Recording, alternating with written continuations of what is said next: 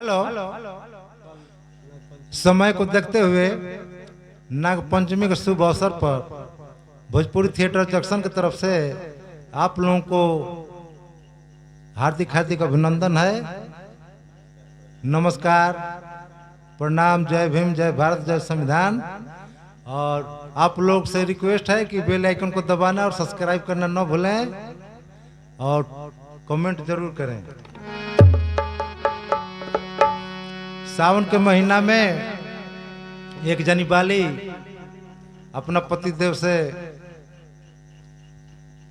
कश्मीरा कर जी, हाँ, वो कश्मीरा कर जी ये कहले वाली देखो तो नहीं कि आधा ले बेसी सावन बीत गई, अब मन के ख्वाहिश ना भई, जेहर देखो तो नहीं वो हर लहरे दौड़ता है। कहले वाली क्या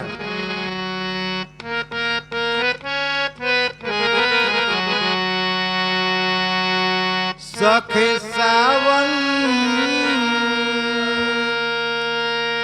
सखे सावन महीना सुहावन लागे, बड़ा मन भावन लागे।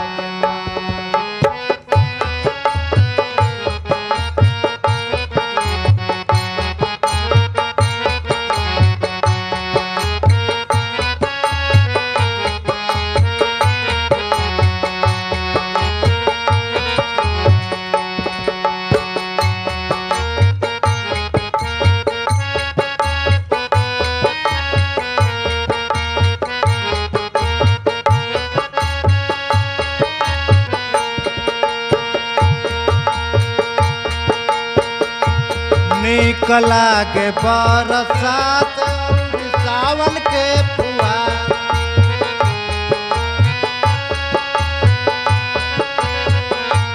और सावन के फुहार, और सावन के फुहार, और सावन के फुहार, और सावन के फुहार।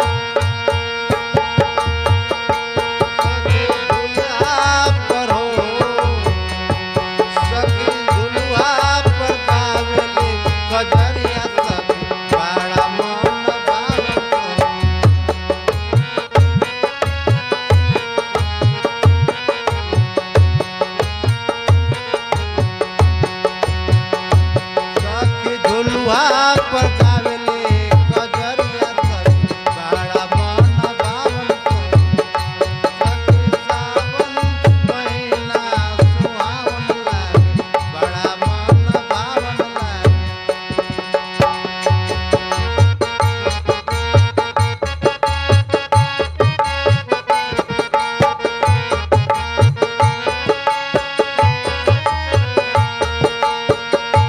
निकला के हरियर चूड़िया और खेतवा की अरिया, निकला के हरियर चूड़िया और खेतवा की अरिया, और खेतवा की अरिया, और खेतवा की अरिया, और खेतवा की अरिया, और खेतवा की अरिया।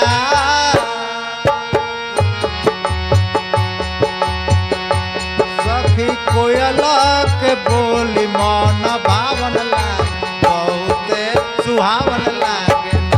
सखी कोयल के बोली मन भावन लागे, बहुत सुहावन लागे।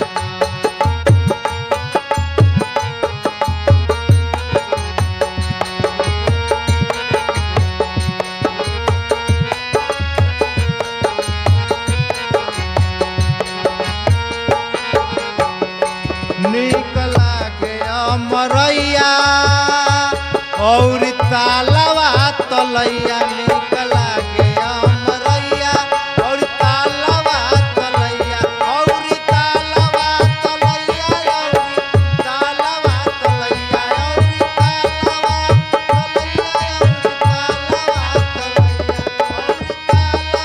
तलैया, और तालवा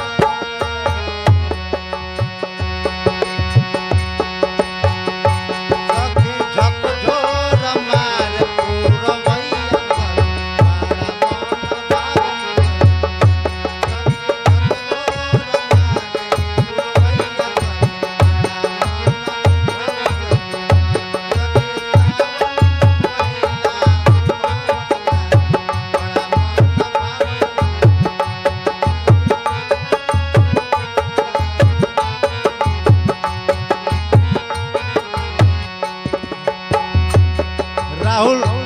रंजन करिश्मा कर कर के 36 सिंगार 52 का कहला 36 सिंगार 12 गभर देख के ये कहत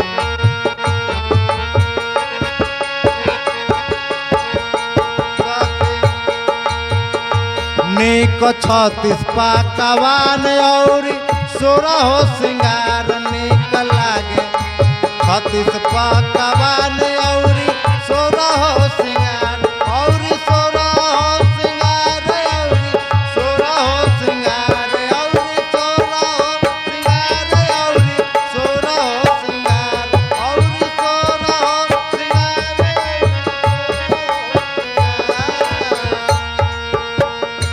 बड़ा नीक लागे अजित लहरा के कजरिया सखी